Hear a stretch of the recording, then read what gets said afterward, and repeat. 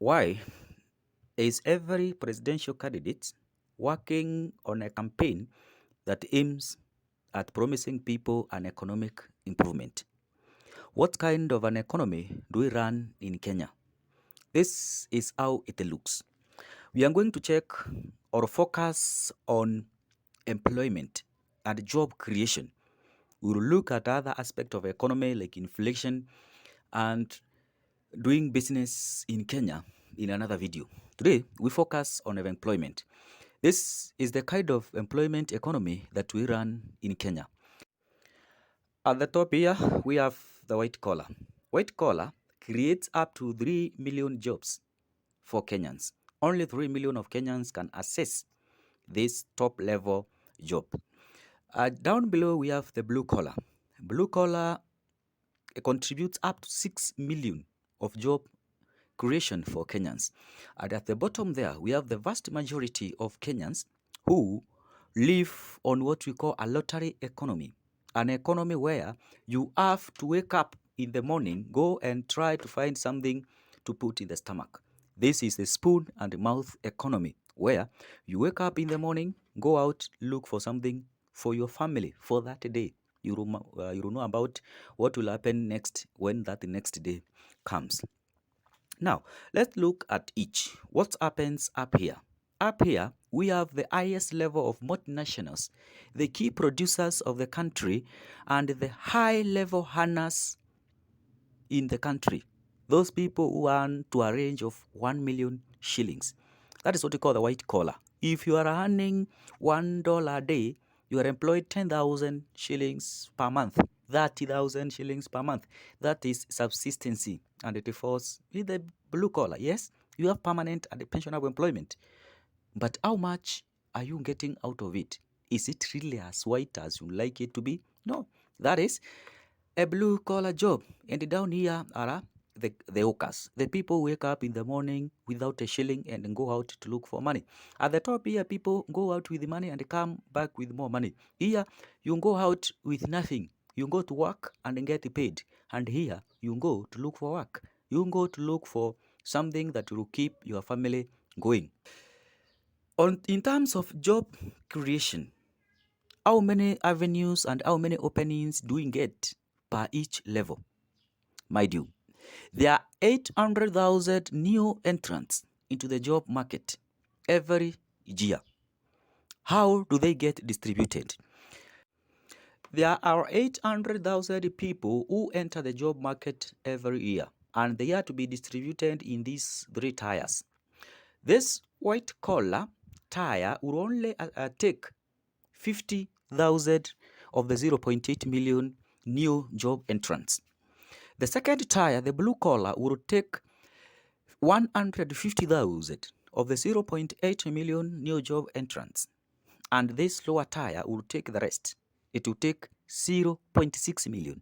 600,000 of those new entrants will head up down here at the lottery economy. At the economy where you get out in the morning, you go out trying to fight. You might fight, you might end in cell, or you might go home with nothing. Huko mnaenda kukimbizana na kanju, mnatashika mwingine. Anyway, you are going to look for kufua. Unaenda kutafuta kazi ya kufua, upate ama ukose.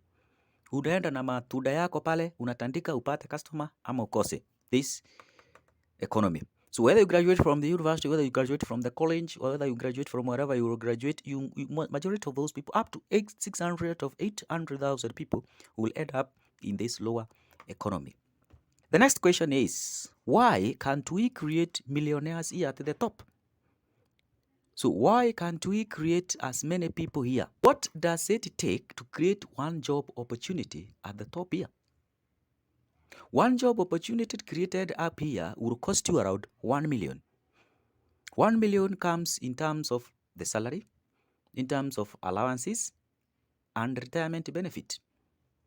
To create one job opportunity down here in the middle, you require up to 200,000 on the maximum at this mid-true level. This is because this person will draw a salary, will draw some allowances, and might have some retirement benefit as well. At the bottom here, all you need is 50,000. With 50,000, you can start a business. With 50,000, you can run your own small economy. That's all you need to run this kind of an economy. What's the difference between the trickle-down economy and the bottom-up economy? What does each of those economies entail? The Azimio people want to focus on this kind of an economy. Trickle-down. We stabilize this top. We empower the producers, the main producers, the multinationals, the companies with the highest turnovers in the country. And as a result, they will end up paying more taxes. They will end up employing more people. They will end up lending more to the government. And as a result, the government will be stable and it will come and stabilize the infrastructure. It will come and set up many infrastructure that will help these people at the bottom here earn a living. So those are the economy drivers. If you stabilize the economy drivers, that is at the top, the biggest multinationals, the key producers, the highest earners, this money will simply trickle down to the second tier and at the people at the bottom of the pyramid. This is what has been happening all along, and people have been benefiting. It is not that people have not been benefiting, but in one way or the other, people are of the idea that they should change. And what is the bottom up then? What is this movement up? What should happen? Now, this is what the Kenya Kwanza is proposing with their bottom up. It has been adopted from American new system of Joe Biden, that you stabilize this bottom. You stabilize the lowest level of the economic pyramid. You empower this person who is trying to earn a living through lottery, by trying to work, by trying to sell, by trying to work for others on daily wages.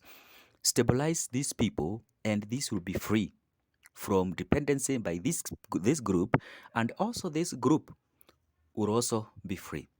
This is to mean these people, if the people at the lowest of the pyramid have money, these people at the top will not be disturbed so much in trying to sustain the economy.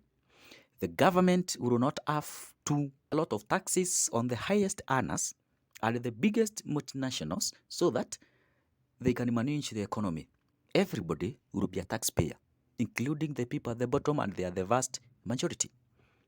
So instead of investing on the highest tier, go to the bottom and support the person at the bottom. What does that mean? So if you empower a farmer, what does that mean?